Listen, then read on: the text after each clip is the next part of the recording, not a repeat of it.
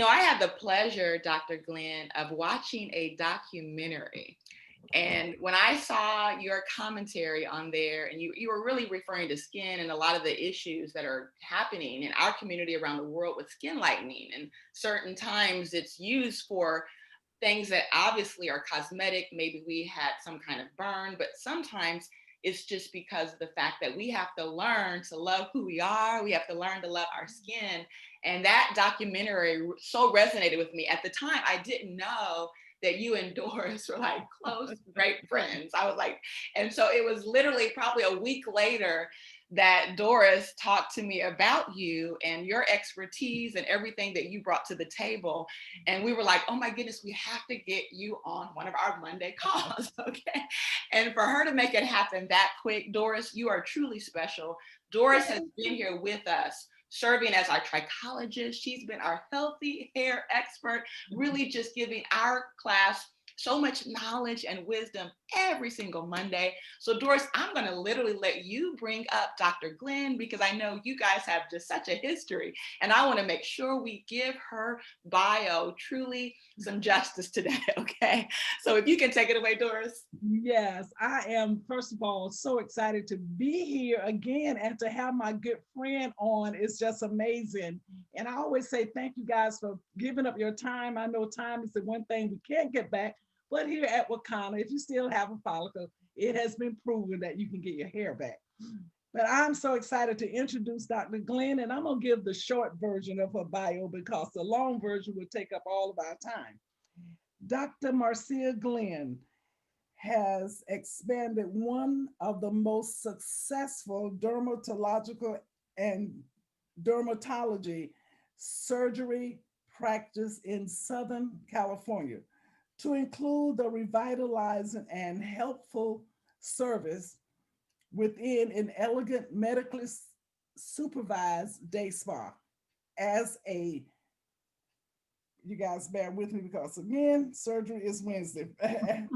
As a practicing, as a winning researcher, Dr. Glenn is constantly paused at the forefront of groundbreaking studies and practice in the care of the most permanent organ of the body, and that's the skin.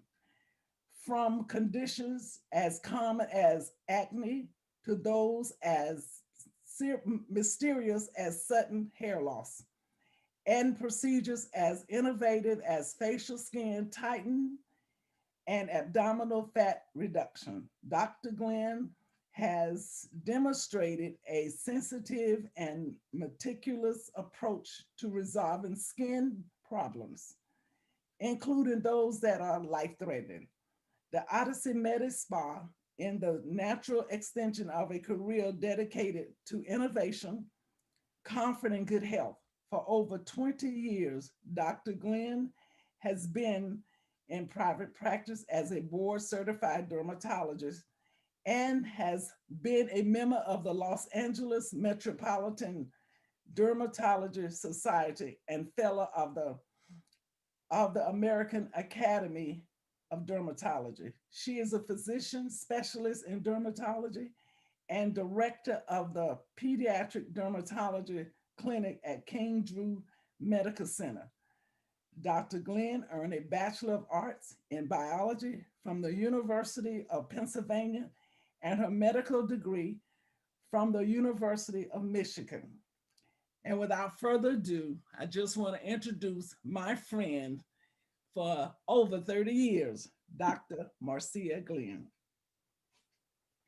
Thank you, Doris, for that great introduction. I'm so honored to be introduced by Miss Doris Mosley. First and foremost, she is a dear friend, but I think what bonds us together is just our commitment to our community. And she is a pioneer, a leader in cosmetology. And I've been so honored over the years to participate in what I think is one of the greatest hair events that has been founded and supported by Doris Mosley.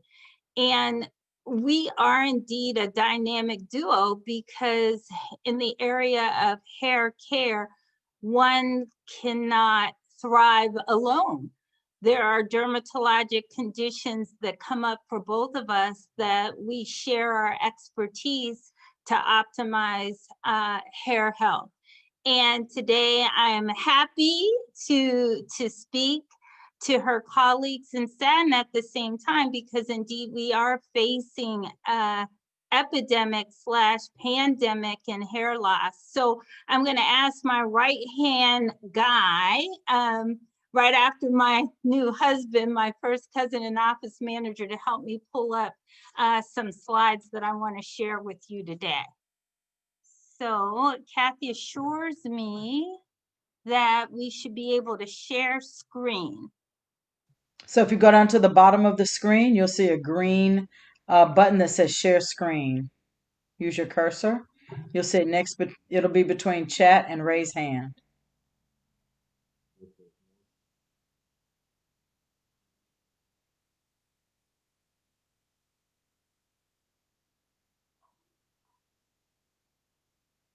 If you move your cursor, the bottom bar will show up. You see it?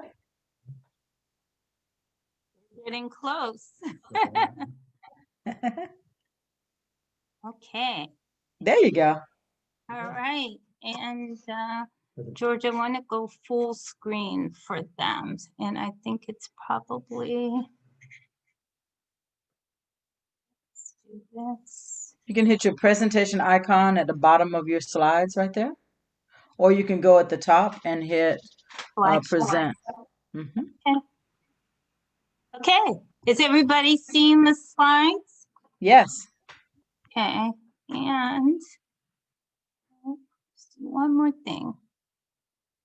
All right, ladies and gentlemen, again, so honored to do this. And I think continuing education for all of us is essential, whether we're a patient or a cosmetologist or a physician or just a hair advocate, staying really top of our game and delving into the literature. And Doris always re-challenges me to dig deep, go beyond my current knowledge and see what's out there. And so hopefully we accomplish those goals today in terms of hair loss.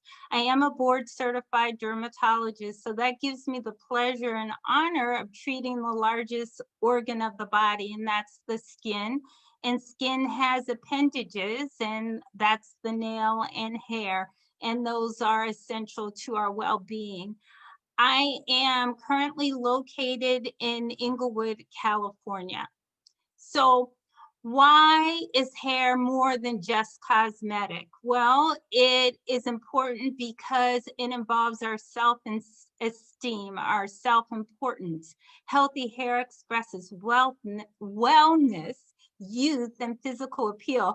I'll add in wealth, because if you're not self-confident about your appearance, it's doubtful that you're going to ultimately be wealthy financially or just wealthy in spirit. And hair may help define identity, ethnicity, and even social status. It's been said by an anonymous patient that a Black man's crown is his woman and a Black woman's crown is her hair.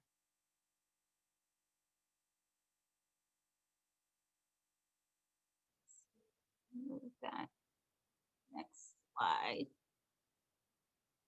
Okay, so why are we talking about hair today? Well, hair loss may be epidemic for African American women. And indeed, I think hair loss is really pandemic. As I was reviewing some of the literature, even in Africa, our sisters are experiencing the same hair loss as we have. Hair and scalp problems are amongst the 5 greatest reasons why ladies and gentlemen visit dermatologists today. And sadly, 51% of African American women list hair loss or hair thinning as their top hair concern. So what does hair look like? This is the structure. Special attention to the hair shaft, known as the hair. It involves 3 layers: the cuticle, the cortex, and the medulla. That's here, and it's surrounded by an external hair sheath and an internal hair sheath. And down at the bottom, you can see the matrix or the hair bulb where all hair growth begins. What is special about ethnic hair? Well, it's the curl, it's the wave, and it's also the shape of the hair. Our particularly curly hair lends itself to being dry versus straight hair where the sebaceous gland can easily moisturize. The curls, the waves in the hair make it difficult for the oil from the sebaceous gland to cover the entire hair shaft. Also, the cross section of our hair is elliptical, thus very fragile and easily breaks. And that's illustrated here, just the shape of the typical black hair. And again, that's a little bit of a misnomer because never are we typical. But when you think about the curly natural state of our African ancestors, you'll find an elliptical flat hair. So as a dermatologist, I'm called too often to look at scalps where the chief complaint is hair loss. And for me, in thinking about hair loss disorders, it's best to divide them into scarring and non-scarring hair loss. And hair loss in the medical term is called alopecia. But as I was reviewing today to talk with you and listening to various leaders in the field, to leave your patient or client with the thought that they just have hair loss or alopecia, we owe them more. Why the hair loss? What's the cause of the hair loss? Are there multiple causes of the hair loss? So that's what I'll explore with you today. Now, I have to admit that I do have an advantage over patients and your clients and cosmetologists because I can ultimately biopsy the scalp. And that's what I do if I'm not sure what category of hair loss that they have. But for patients, for clients, for cosmetologists, you are first line. You wear the scalp, you see the scalps. And if you see changes that I'll show you today, then you're the first line of defense. You may have options to change some of their hair care practices, and then also you may be the first person that will refer them to a medical professional. So in terms of non-scarring hair loss, I'm going to list some terms: alopecia areata, drug-induced hair loss, androgenetic hair loss, and certain aspects of life may happen, such as postpartum hair loss after a woman loses her hair.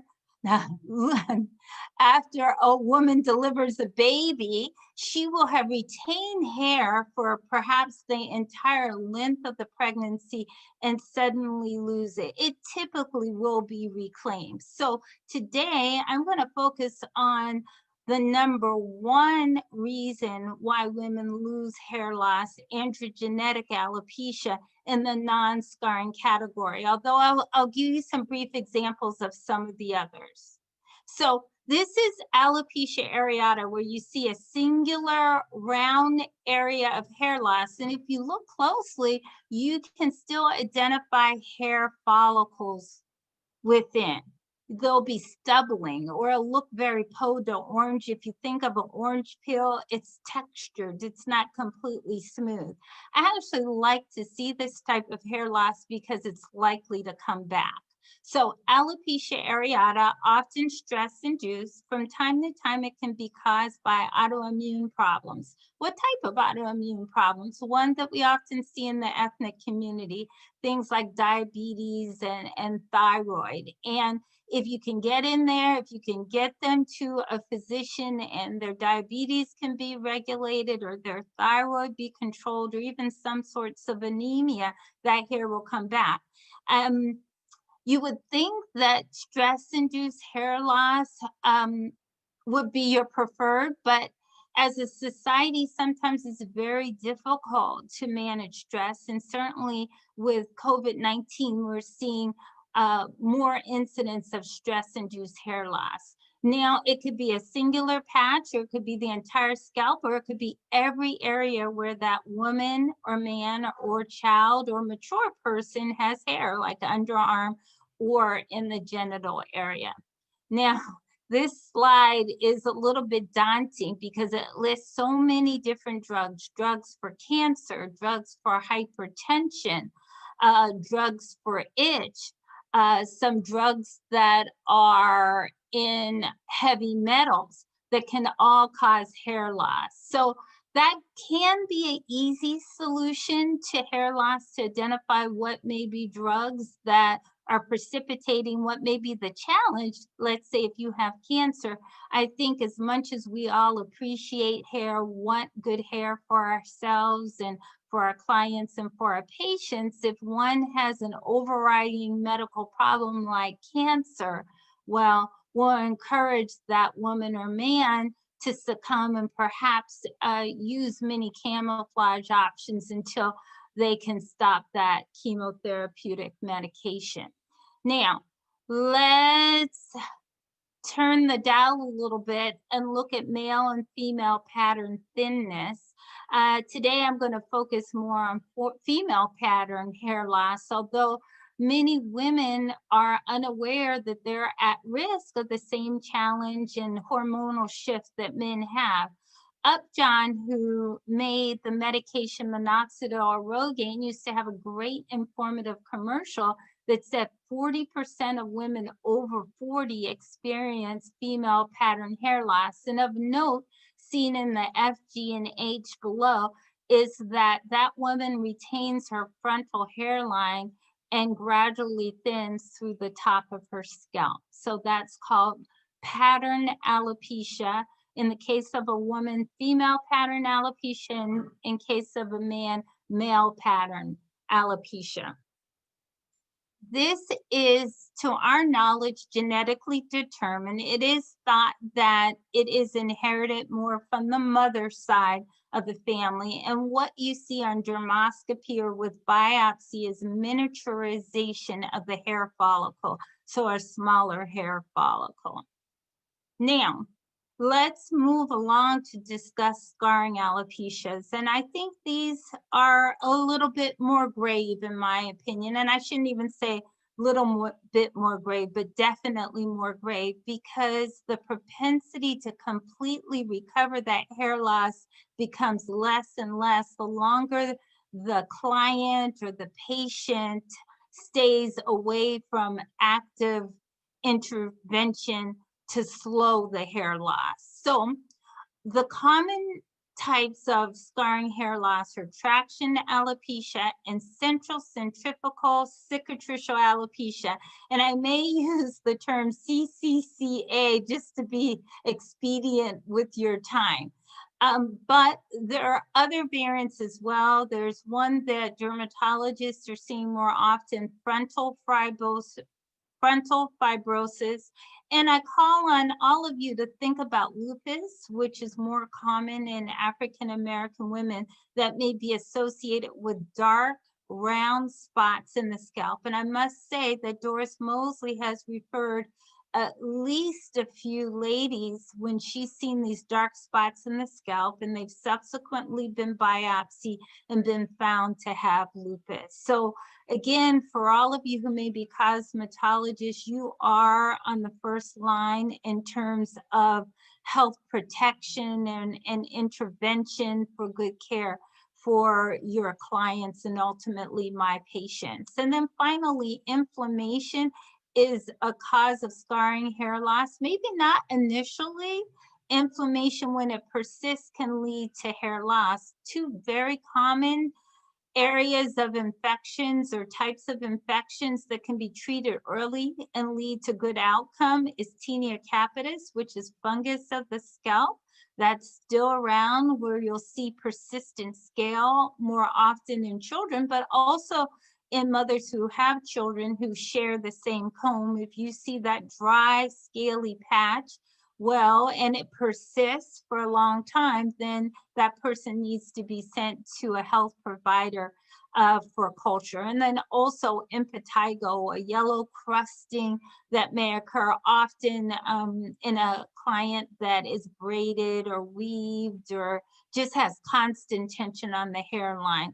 That person may need a medical provider. So this is a good and almost too typical example of traction alopecia, where you can see that the frontal hairline has receded in both of these ladies, at the temple on the right and frontally. This is called traction alopecia. And over time, there'll be loss of the follicular opening, and there's mechanical loosening of the hair from the follicle, and there's inflammation of the follicle. And as I mentioned, it can come from a variety of hair care practices, ranging from frequent tight braiding to tight rollers to the beautiful style ponytail to drying agents at the hairline. All can contribute to the trauma that causes traction alopecia. Now, I truly believe that Doris invited me to discuss hair loss because of this particular problem that we're seeing more and more and more, and it's called central centrifugal scarring alopecia, as I mentioned, CCCA, and it starts here on the left with the widening of the part, usually at the top of the scalp. So that's mild CCCA. Over time, we look at the middle picture and we see it's moving closer to the hairline and wider close to the ears. That's moderate. And then finally, we'll find in these clients and patients are so devastated by this ultimate outcome, severe CCCA. And ultimately, if untreated, if undiagnosed, you'll see this very shiny hair loss. Now think back to that alopecia areata that had more texture, that was more orange peel. This is completely smooth as a baby's bottom, and you can see some hyperpigmentation, some brown, and then also a white halo. And that's very distinctive for end-stage CCCA. And ladies and gentlemen, it's very unlikely that this hair will be restored. But if you look at the periphery, there's still a lot of hair to work with, that with your assistance and with medical assistance, we can keep the surrounding hair more healthy. So this is a big, long slide that I'm going to march us through because I think it's important for all of us to know about this, if not for ourselves, but for our neighbors, for our daughters, for our granddaughters and our great-granddaughters. And I'm so pleased to know personally a Black woman who is at work for us in North Carolina, a real pioneer. She, in the past couple years, has just identified a new gene for this type of hair loss. See, I think some of you thought, okay, is Dr. Glenn gonna play a blame game and say it's, you know, all hairstylist fault? Never, never, never, because we're a community and there's so much that's unknown about these disorders. Because what I'll say to you really transparently, all of us know if you line up 10 African-American ladies, you can exercise the same hair care practices on all 10 of them. And 4 of them may get CCCA and the other 6 may have fabulous hair throughout their entire life. So that lets me know that there's so much more to know about hair loss. So let's talk about nomenclature. Initially, when this was identified, we called it hot comb alopecia. Then we moved to follicular degeneration syndrome and then chemically induced alopecia. See, we were playing that blame game a little bit, and we'll come back to that, how hair practices may aggravate CCCA, but it's more the genetic predisposition that lends itself to it. And Doris and I both know a lot about diabetes. We've had a lot of family members with it. And, you know, I'll speak for myself. My dad basically died from being diabetic, and I spend my life trying to thrive, knowing that I may have a predisposition to it. So I'm always exercising. I'm always watching my diet. And I think this is a way to think about CCCA, is that about a quarter of us actually have the gene for it. And for us, we may have to do less rather than more with our styling practices. So again, to recap, CCCA, it usually occurs at the vertex scalp of African American women, although I have seen it in some men. That's the very top of the scalp.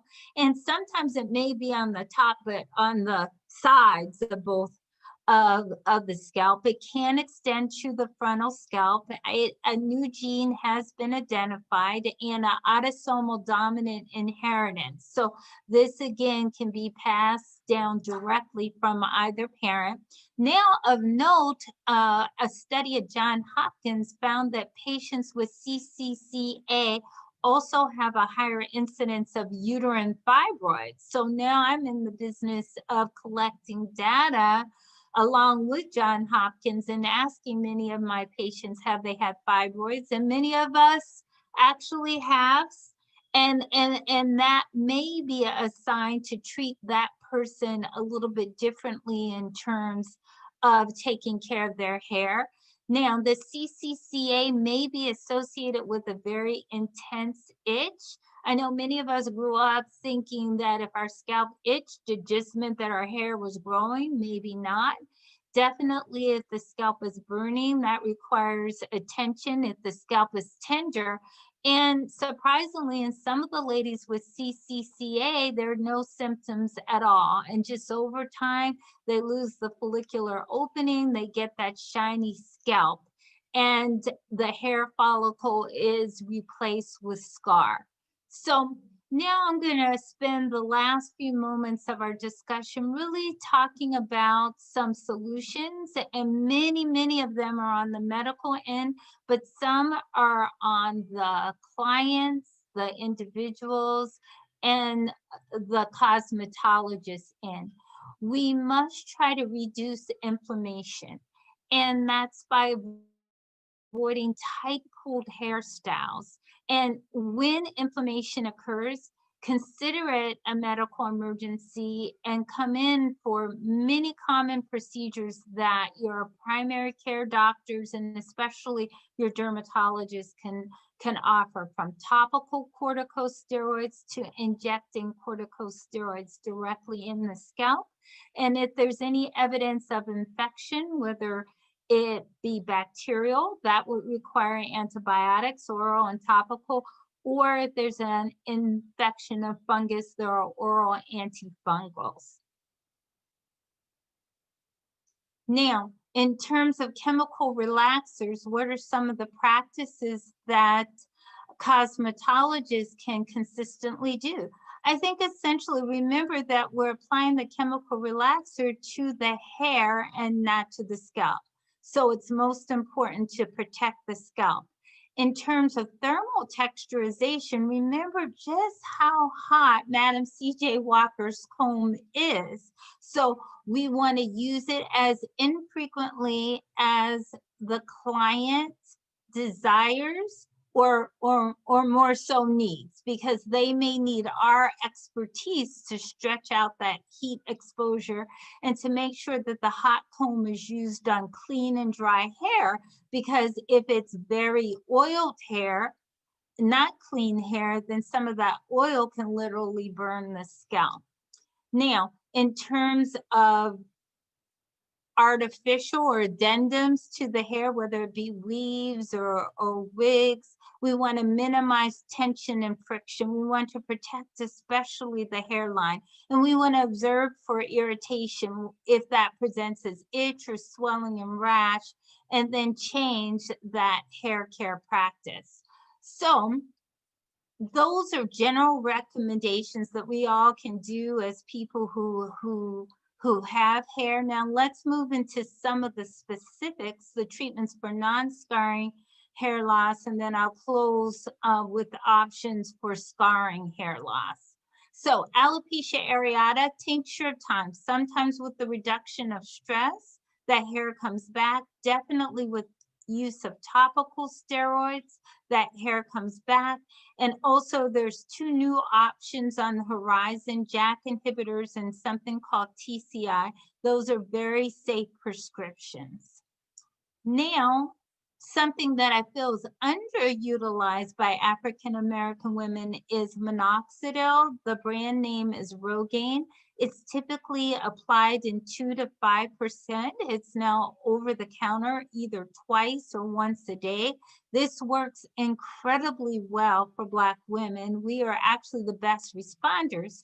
What isn't ideal is that the solution is a little bit wet. So for our thermal texturized sisters, they're a little bit undone by putting something so wet on their scalp. So it can be mixed with a moisturizer, and your hair care line has wonderful moisturizing products. Also for a woman or man who can't tolerate the minoxidil directly on the scalp, it can be given orally in low dose. It originates from the hypertension family.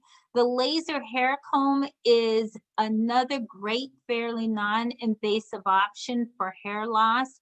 This gadget is about $600, has a 5-year warranty, and is used for 10-15 minutes 3 times a week. There are some hormone blockers that are more appropriate for our postmenopausal sisters and for their significant male counterparts. And what's been really great in our practice over the past couple years that's gotten a lot of buzz in the media is platelet-rich plasma. And I wanted to share one of my patients. Here she was just a year ago with, on the left, fairly significant hair loss. And I think most of us would agree that she's had a moderate to good response. She's very happy. It does require continued treatment.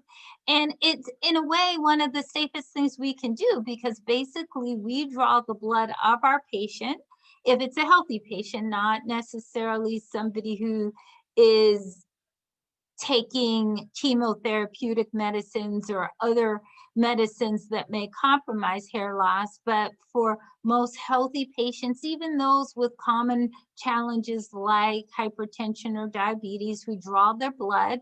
We draw off the red blood cells, and we keep the platelets, which are rich with over 8 growth factors, and we inject them through the scalp, and we can get this type of response. We initially do it once a month for 4 months, and then have a discussion with the patient whether they're a good responder or not. And if they're a good responder, we customize their future treatment as frequent as every 2 months and as infrequent as twice a year. If I had my druthers, now you know my age, I would think that this is an appropriate therapy for all women beginning at 40 when we are at risk for the first significant hair loss. And now treatment for scarring hair loss. It's not often that we can reverse the process altogether, but we can give our patients hope and guidance. We can avoid tight braiding, we can remove braids, we can redirect hair styles, we can moisturize products, especially on the hairline, and we can do careful weaving. Now, I did have privy to some of the Wakana ingredients, and I found 3 of them at least that are on the top list recommended by Black dermatologists: olive oil, jojoba oil, and rosemary, which can be stimulatory, that can be hydrating, that encourage hair growth. So definitely we encourage our patients, and we as lay people too all need to be label readers. So in terms of chemical relaxers for people with CCCA, and even children can get CCCA, we want to postpone using chemical relaxers as long as possible. Again, we want to avoid placing the chemical on the scalp.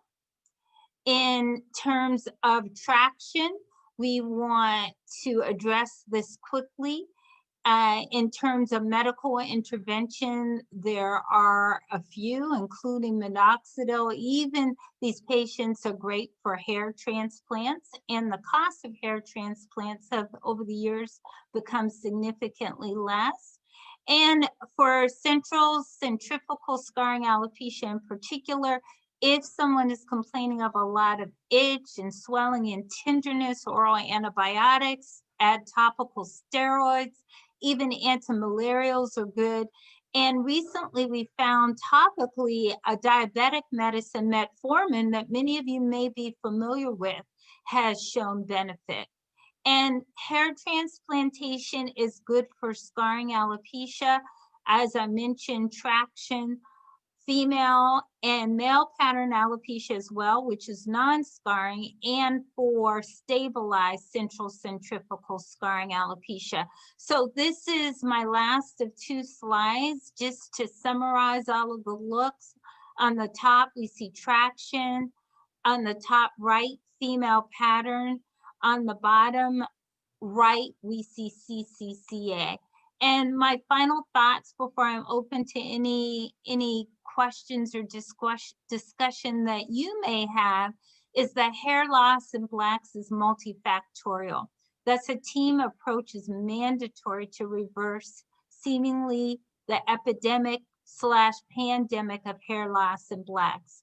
Early diagnosis and treatment of diseased scalp and hair by medical professionals and healthy hair practices at home and by hair care professionals will assist in preserving beautiful ethnic hair for a lifetime. So thank you for your time. I am going to try to unshare so that I can see your faces and entertain any questions that you may have. I want to say that was just amazing, Dr. Glenn. Such powerful information. And just to know that it's such an epidemic and we have 2 of our most premier experts on the line, I want everyone to take advantage of this and ask any question, okay? While we have the experts on the line, because what's going to happen is you're going to not be here next week and then they're going to ask us some questions and we're going to call you. So we want to avoid that. So thank you so much, guys. Give it up for Dr. Glenn. I mean, this was information we could have all literally took a class and paid for. Okay. Doris, right? Oh my goodness. You're figured out, I think. Well, Thank you. I'm just so excited, Dr. Glenn, that you had an opportunity to look at the ingredients. I made sure of that. That's in our product that will definitely be targeted towards restoration.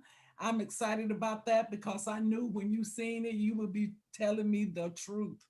And I'm excited because we have the answer and I'm excited about it. And it's not chemically, it is organically certified oils that were kind of took the time to research and blend together. So some of the things that you were talking about the inflammation, which is one of the leading causes of hair loss. And we do have in our product line, we have in the ingredients, we have black seed oil, which addresses inflammation.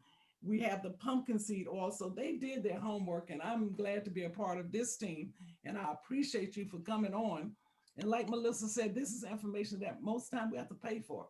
We don't get it for free. So you came on and gave up your time. And I know this is a vacation day for you. So I'm excited. And if you guys have questions, ask the doctor. This is the expert.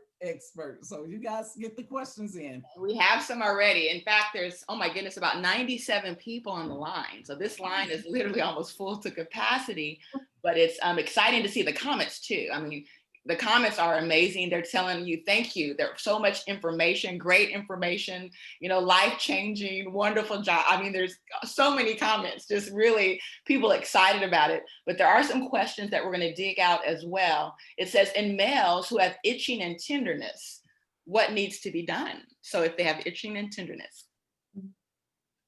Essentially the same thing that would be done in a woman is address it early. Don't dismiss it. I would say if a scalp is itching beyond a day or 2, then it really is a dermatologic emergency. I was watching basketball the other day, and one of the tall players I know has CCCA, and I bet he doesn't know that he has CCCA. He probably thought, oh, it was acne, or oh, I have a ingrown. Well, it's more than all of that. And if we could have seen him earlier, we could have preserved some of that hair loss, and we could have stopped him from scarring. So for ethnic folks, it's a genetic predisposition, and it's our tendency to do certain things to our scalp that may persist the inflammation. And so really knowledge is power. And although 1 in 4 of us have the gene, now we can address it in our community more openly. And we can, the natural styles may be the greatest options for a subset of our population not to have this progressive hair loss. And this is recorded. There are some questions about, is this being recorded? Yes, it's being recorded. Here's another question, but thank you for that, Dr. Glenn. Hopefully that was able to answer your question. If you need a follow-up to that, let us know. But here's the next question. How often should you wash and blow dry your hair if you have a relaxer in your hair? And also, how often should we use a relaxer in the hair? Well, again, Doris Mosley is my partner in that question. But in general, I would not suggest that one shampoos more than once a week. And I feel personally that every other week is just fine too. Now, when we go into months without shampooing, then you're going to have a buildup of debris that one may be allergic to or irritated by. Don't underestimate what ingredients that may be irritating that are in many, many, many hair care products. So within reason, I would say every week or every other week is best. And then you want gentle products. You want to hydrate the scalp, but you don't want to occlude the scalp. So oils are necessary, but you don't want your most occlusive oils. So your jojoba is great. Your almond oils are great. To have products that are anti-itch, anti-inflammatory like rosemary are great. Soothing products are great. So we have to become label readers. Also, to piggyback with you, Dr. Glenn, relaxer should not be given under 8 weeks. So, and then it should never be applied directly to the scalp, because just like Dr. Glenn said, hair is an appendage of skin. So if you're applying relaxer directly on the skin during the application process, the same thing that's happening to the hair is happening to the skin. So 8 weeks is good for relaxer. And like you say, once a week or every 2 weeks. And we have now a shampoo of all shampoos. So I just have to give you guys that. Yeah, make sure you get your what kind of shampoo, hemp powered hair shampoo. And before we leave, Doris, we'll have you go through all of our hair care products. And then Kathy, of course, will do just a quick presentation. I do know there are some guests on the line, so we do want to share with you who we are and how we've came together to really bring a phenomenal solution, because we know that hair and hair loss is epidemic. But let's get to a couple more questions, though. It says, if a person is interested in receiving a scalp diagnosis, what would the next steps be? I truly believe that dermatologists are underutilized by African Americans. And the reason for that, I'm less clear about. I grew up many years ago in Pittsburgh, Pennsylvania, and there was not a Black dermatologist there, very few Black physicians. But are most of your audiences in Los Angeles? They're all over the country. Oh, okay. Well, with that, I want you to know your NMA, that's your National Medical Association. They have a list of all of the Black practitioners across the country. And the NMA has a subsection of dermatologists, and there are about 100 of us. So I can't promise you that there's a Black dermatologist in every city, but make sure you're not missing the Black dermatologists in your city. I also encourage you to support the Black medical schools, because that's where many of us have trained. I trained in Los Angeles at King Drew Medical Center, where 80% of the patients were Black.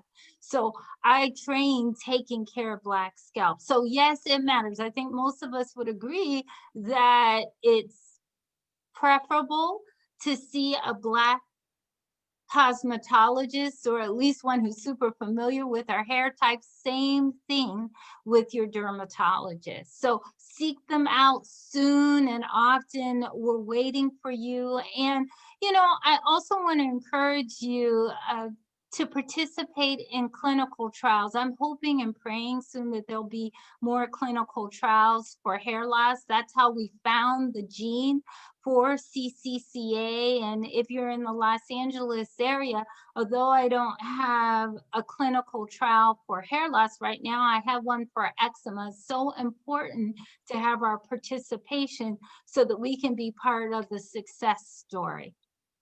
Dr. Glenn, give your number.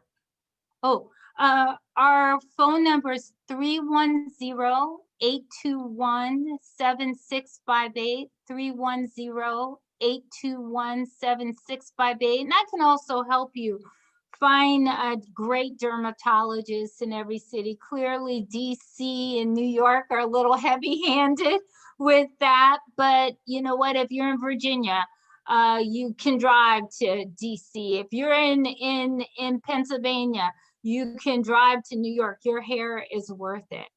And Dr. Glenn, one more time with your phone number. 310-821-7658. Thank you. We have a comment from one of our hairstylists who's actually built a big brand here in Illinois, Chris Curse. He says, I'm a stylist from Chicago, very grateful for the knowledge. So we have a lot of hairstylists and barbers on the line, and they're just so grateful as well. Someone else says, this information is priceless. Thank you. Good nuggets. Here's another question. How will someone who has had fibroids removed yet experiencing hair loss still go about see what the next steps are for promoting hair growth?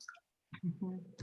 Well, one is to acknowledge that you may have an increased risk of hair loss by the fact that you're having fibroids. The way CCCA works, it is very rare that a woman under 40 has the first symptoms, but many patients, many young women, when they first try to get pregnant, know that they have fibroids.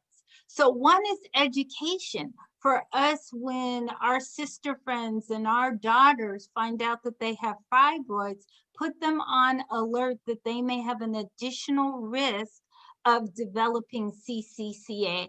My dream will be at some point the genetic test will be available to all of us, but it may not be fast coming because it is our problem, not their problem, if you get my drift.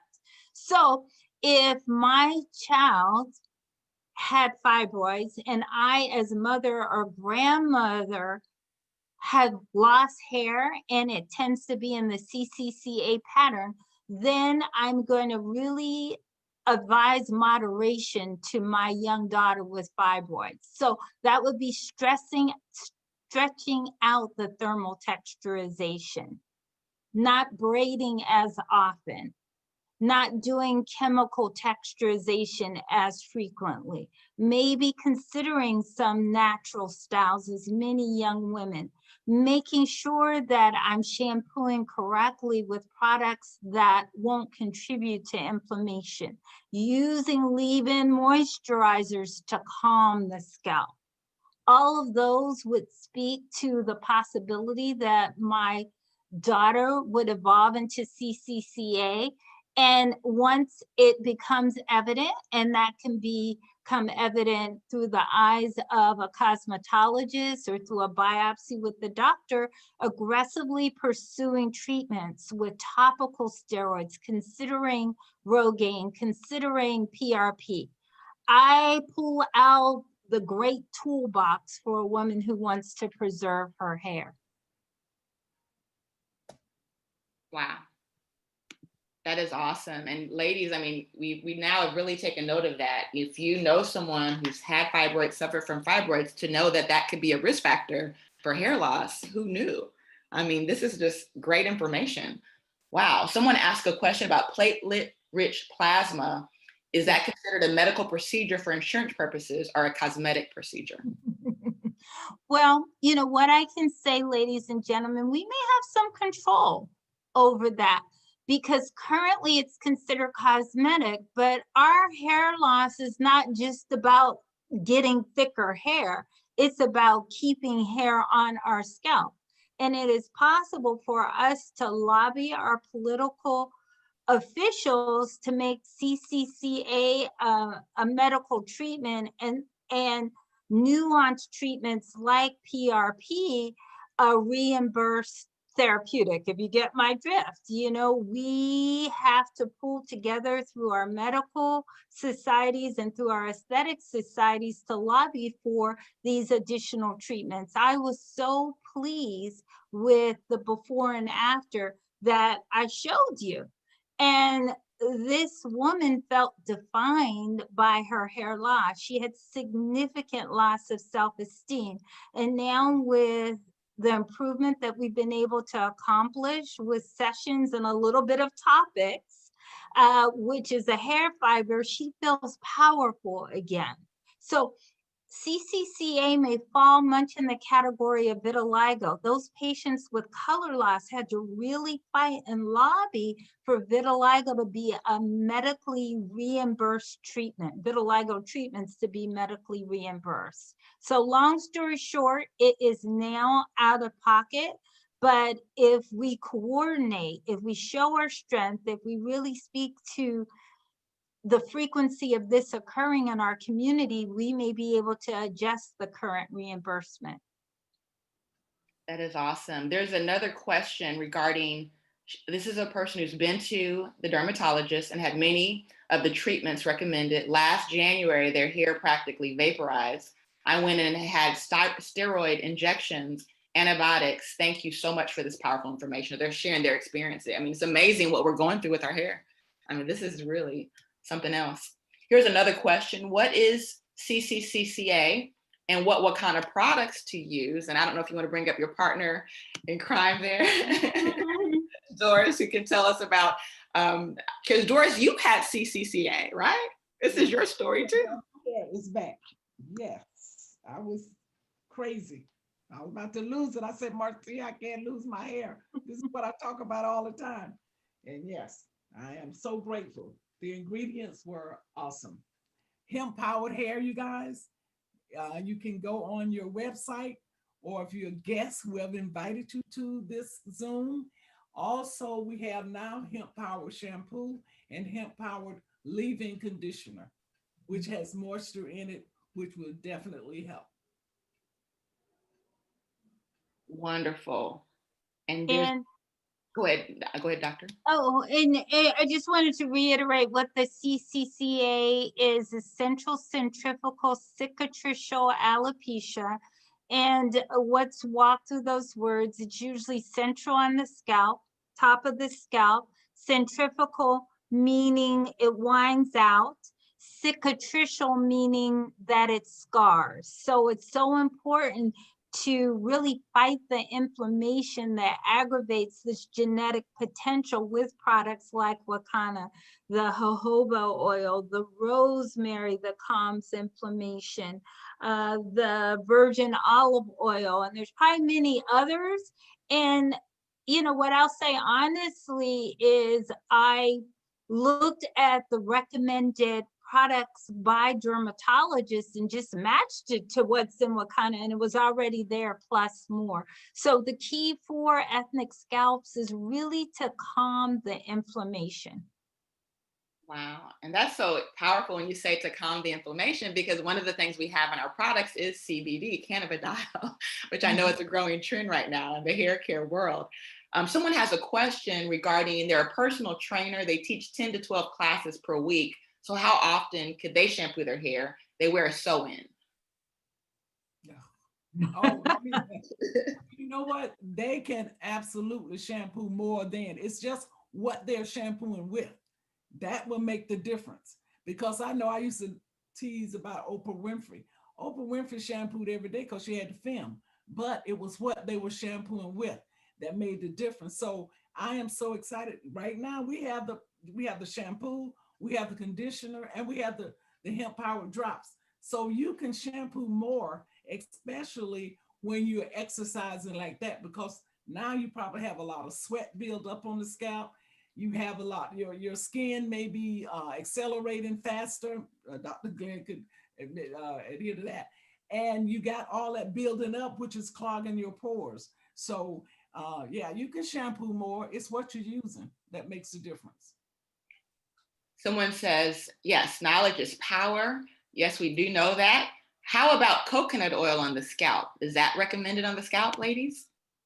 Well, we do have coconut oil in the product, and yes, it's a light oil and it gives a lot of shine to the hair and a lot of strength. So, yes. Is there any chemicals we should avoid in shampoos and conditioners that may strip or thin your hair? You have the lauryl sulfates, you have the paraffin, you have the alcohol. All of those products are not good for the scalp, which will cause, although lauryl sulfate is not carcinogenic, meaning it's not cancerous, but it causes a lot of irritation. So you want to be knowledgeable of that. And like Dr. Glenn said, read your ingredients, look them up. Because when I was given um, our product and I was sampling it, I wanted to know what I was dealing with, what I was working with. So I went in and looked up every one of them, and everyone was so supportive of the other one. And when it came to inflammation, itchy scalp, weakening of the hair, all of that, all of these product ingredients was supporting the restoration and rebuilding. And I was excited. So, hey, I quickly gave it to my partner in crime and had her to check it out also. Wow, that is so awesome. Is hydrating and moisturizing the same or different? My hair is very dry, brittle, and gray. Hydrating is the same as really moisturizing, because you can, dehydrating is not good. Hydrating is good. That's why you need to drink a lot of water so you can hydrate the body and so your cells can be hydrated. How should one address acne or large pimples in the scalp? Partner. Right.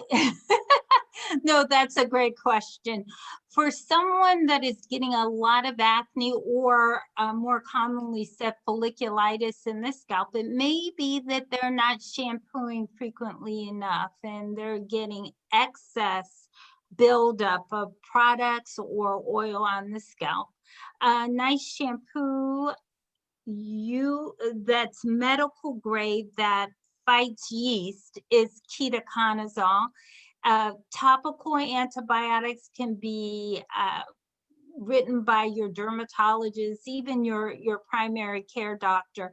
And if there are a lot of pimples, I would suggest, if you're not allergic, something in the tetracycline family.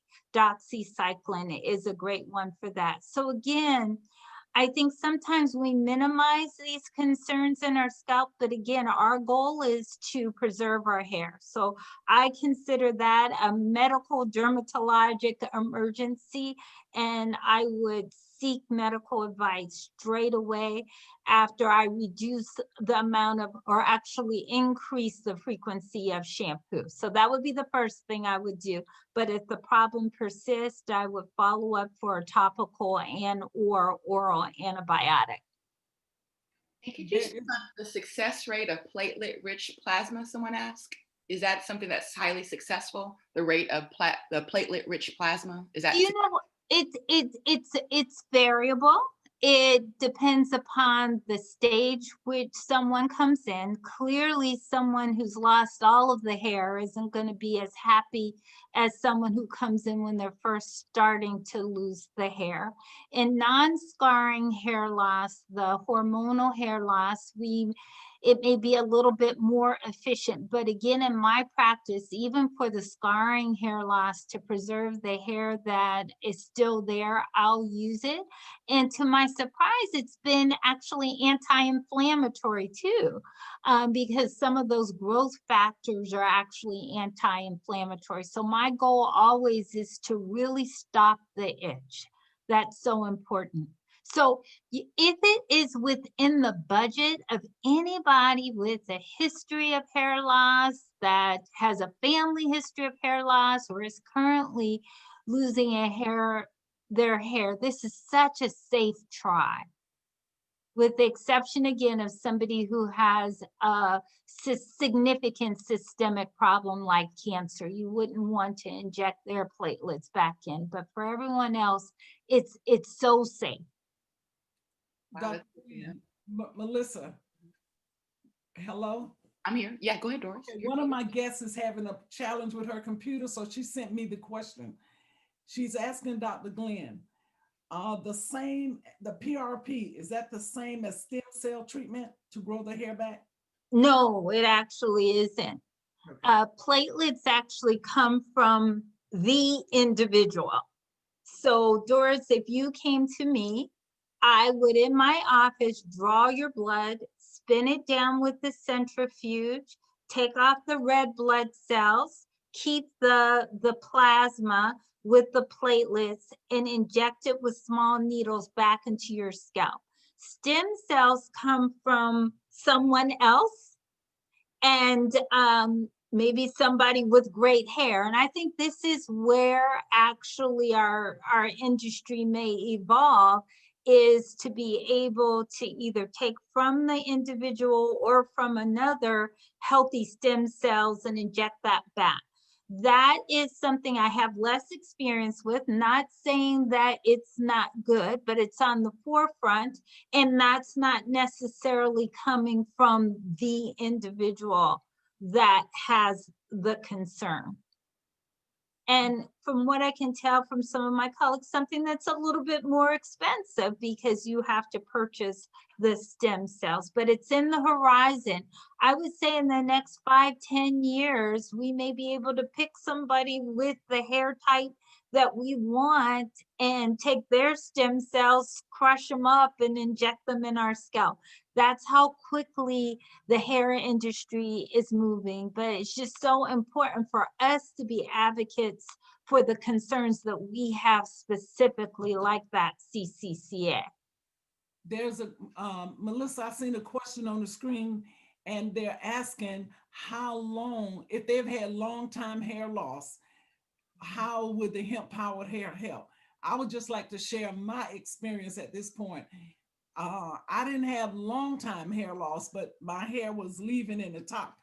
And I started using the ingredients in hemp powered hair. It took about 2 months before I started to see the difference. And 8 months, I had my hair back. But just to let you guys know, it's not an overnight microwavable success. You have to have patience. And if there's no follicles, like Dr. Glenn showed you a picture of a person who their follicles were gone because it's extremely shiny, that it's not going to come back. If your follicle is dead, you're not going to get it back. And I think Dr. Glenn could probably say yes to that, but it won't do it. But if you still have that fuzz and stubbornness and follicle, there is a chance, but it just take a while. Hair does not grow that fast, especially hair of our texture or my texture. It's a slower process, but you have to be consistency. A lot of people don't. They'll purchase product and they'll put it on the shelf and expect for it to work and use it every now and then. It's not going to work like that. So if you get the product, and I suggest that you do, even though you may think you have healthy hair, but after 40, as Dr. Glenn said, things starts to happen. And if we don't catch it early, it can progress on into disaster. where it's no return. So pay attention. As John Lewis said, if you see something, say something. Wow. Wow. We have probably about 30 more answers or questions. So we're going to pick a few just to kind of get us through. But I tell you what, we're going to bring you back, Dr. Glenn, because they have literally broken the internet tonight. I love it, right? Someone asked, why might my hair be breaking from the middle of the strand? It could, well, I would like to say one thing. It could be being over processed if you're using even a hot comb. Hot comb can cause permanent straightening to the hair. When you shampoo your hair, if you're getting thermally texturized, meaning you're using a hot comb, when you shampoo your hair, it should go back from scalp to end. It should revert back to its natural state, meaning if it's curly, it should curl from the ends to the scalp. If it's kinky, it should kink up from the ends to the scalp. If you're applying too much heat, that could be the reason. It could be happening. And of course, if you're relaxing and overlapping, that could be the reason. So medically, I don't know, but those are the physical practice that's happened to the hair that could cause that.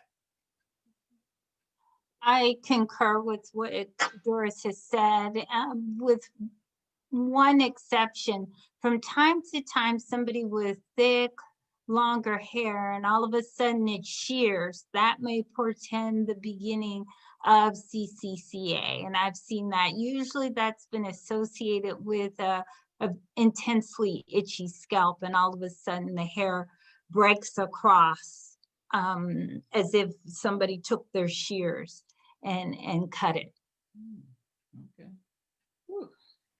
Y'all better be taking some notes today because we are paying attention. Someone asked, what are some tools you can use to manage expectations with clients and patients? Often people are hoping for a quick fix. What are ways to communicate realistic timeline and anticipated results?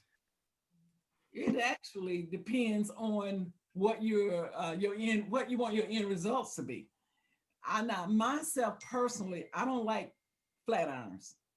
And the reason why I don't like flat irons is because when you clamp down on that hair, there is no heat, there's no air running through. So that is getting intense. Most of the time, your flat irons are 450 degrees. And when you are pressing with a comb, air is getting in there still. So that's my reason why. So that one of the tools that I use, like in the last result, don't like them, so I don't use it that often. So it really depends on what you're achieving, what you're looking for, your end results. If you want wavy curly hair, you use rods, but you don't tighten them up so tight, so you causing breakage as that hair dry. Um, it all depends. You know, if you're gonna braid it, but not so tight. You know, so it depends. It all depends. Wow. I might say a consultation in the appropriate amount of time. If you're experiencing, anybody who's experiencing hair loss, when you call for your consultation, let them know it is hair loss. A good provider shouldn't rush it because it's indeed hair loss is multifactorial. We need to know about your family history. We need to know how you've taken care of your hair. We may need to culture your scalp. We need to look at the back of your hair, the top, the sides of your hair. We may need to do a biopsy. So it's patience all the way around, from the customer, the client, the patient, to the physician, being prepared for something that, a discussion that's very emotional for most women and men too. So patience and love, and also some realistic expectations as well. Uh, and for them knowing that you're genuinely on their team. So many of my patients respect the hairstylist that sends them in to me when they see that it's a progressive hair loss without any blame, you know, and just team building, including the patient. And you have to hear that woman, what are their preferences, because some of them are Like, okay, if it's going to take a lot of work, let me camouflage. And other people are like, absolutely, I want you to do everything before you consider camouflage. What I have to say to you honestly is, in terms of the CCCA, there is no cure right now, and it is progressive, but it's our goal to slow down that progression. Someone asked the question, can hair be brushed too much or overly brushed? And yes, you can, because that's part of stress. So you brush for stimulation, to stimulate the blood circulation. But if you're brushing and brushing, yes, you can overdo it. So moderately do your brushing, and not so vigorously that you're going to cause problems to your scalp. And we just put in the chat, what does CCCA stand for again? I think that question came up a few more times. They wanted us to put it in the chat, so that's there. What is the condition in older clients when their scalp becomes lighter than their skin? Well, some of it may be CCCA, because around the hair follicle, you're going to see a light halo. And then honestly, many of us, it has taken us many years to get the color on our facial skin, many years of sun exposure. For most of us, we don't start to experience hair loss until age 40, 50, 60. So that scalp naturally is going to be a little bit lighter than our facial skin. So it could be pathologic, and it can also be just the result of diminished sun exposure over years. And this question came up twice. I want to make sure we answer that one. It says, what should be done about itching that may be caused by hair mites? Well, this question comes up from time to time. I'll say honestly, after 30 years of practicing dermatology, hair mites is not so common. There are some folks that get Norwegian scabies, which is a mite that takes over their body and also gets in their scalp. There's an oral medicine, ivermectin, that may be best for that. But it wouldn't be where my first look would be in terms of persistent itch. Great. Someone wanted to know the type of brush that you get. You want to get a brush that has soft bristle. You don't want to get the stiffer bristle brush. So you just rub it over your arms. If it feels comfortable before you purchase it, it should be okay. And just, again, not vigorously, but gentle. Do your brushing. Wow, you know what? You guys were just amazing. We could keep going on and on. I think there might be a few questions, but some of them were duplicates. So hopefully we caught every question. And if we didn't, definitely get with Doris. Doris will get you that information to you. But what we want to do now is do a quick transition. I do know there are a few guests, so we want to just take a couple minutes, Doris, to kind of have you go over the full hair care line. And then Kathy is going to show just a couple of videos, and we're going to close it out because we have went longer than normal, but I think it was so worth it because, oh my goodness, Dr. Glenn, you just empowered all of us. As you can see, no one wants to hang up. Everyone is still here listening to every word. So this has truly, truly been remarkable. And so with that being said, Doris, why don't we do this? Why don't we showcase just quickly our product line? That way you can go through the products individually and kind of just share a little bit of your expertise there. And then we'll have Kathy come up. I know she has a few videos to play, but if you would like, I can actually showcase or share the screen. If you want to talk specifically about some of the hair products, let me just see here what we have. Okay, so we can bypass a lot of this, Doris, because I know most of this was more than covered with Dr. Glenn. I think that's not the right one. One second. There we go. Let's do this one more time. There's those products that I'm looking for. Do you see the hair care line, Doris? Renew. Yes, I'm going to bring you up and you can kind of just share just a little bit about what we're doing with the hair care line.